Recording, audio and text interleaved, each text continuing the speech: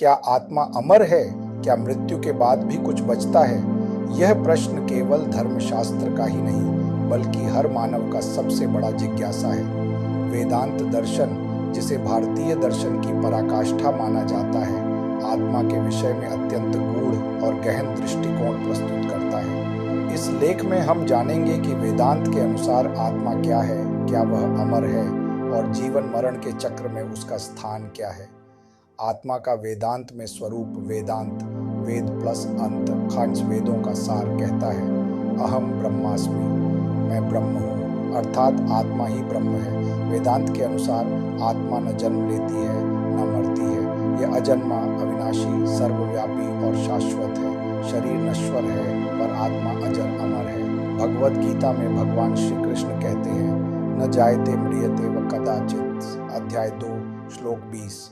आत्मा न जन्म लेती है न मरती है, यह नित्य और अविनाशी है। आत्मा और शरीर का संबंध वेदांत मानता है कि शरीर एक माटी का आवरण है, आत्मा उसके भीतर का दिव्य प्रकाश है।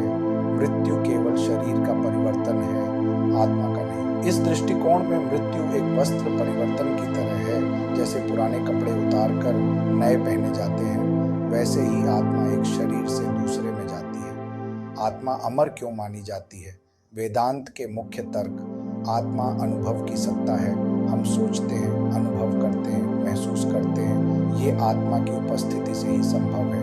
वह शुद्ध चैतन्य है, जिसे न अग्नि जला सकती है, न जल भिगो सकता है, न वायु सुखा सकती है। आत्मा सर्वत्र है, वह किसी सीमित शरीर में बंधी नहीं रहती।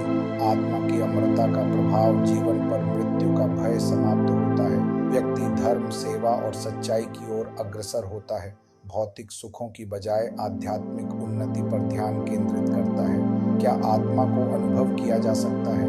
हाँ, वेदांत कहता है कि जब मन शांत, इंद्रियां संयमित और बुद्धि स्थिर हो जाती है, तब व्यक्ति स्वयं को आत्मा के रूप में पहचानता है। योग, ध्यान और स्वाध्याय इसके साधन है। निष्कर्ष, क्या आत्मा अमर है? वेदांत का स्पष्ट उत्तर है, हाँ, आत्मा अमर है। वह ब्रह्म की ही एक झलक है, जो इस भौतिक जगत में शरीरों के माध्यम से यात्रा कर रही है। आत्मा का ज्ञान व्यक्ति को मृत्यु के भय से मुक्त कर देता है और उसे मोक्ष की ओर ले जाता है।